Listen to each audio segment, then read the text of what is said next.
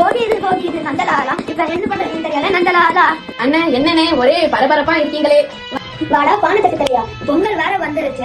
என் பொண்டாட்டி வேற அதை வாங்கிட்டு வா, எதை வாங்கிட்டு வான்னு ஏதோ நச்சிக்கிட்டே இருக்கா. ஒரு லிஸ்ட் வேற கொடுத்துருக்கேன். இல்ல பொங்கல் வேற செய்யணுமா? அண்ணே உங்களுக்கு ஏதாவது உதவி வேணும்னா சொல்லுங்க பண்ணேன். இந்த $20 போய் 2 கரும்பு வாங்கிட்டு வா. சரிங்கண்ணா.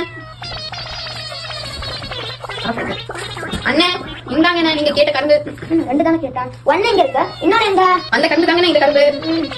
நான் எவ்வளவு பட்டேன்? $20 கொடுத்தீங்கண்ணே. அதுக்கு எவ்வளவு கரும்பு கிடைக்கும்? 2 கரும்பு கிடைக்குங்கண்ணே. ஒண்ணு எங்க இருக்கு, இன்னொன்னு எங்க? அந்த கரும்பு தாங்கண்ணே இந்த கரும்பு. பாடாப்படுத்துறானே.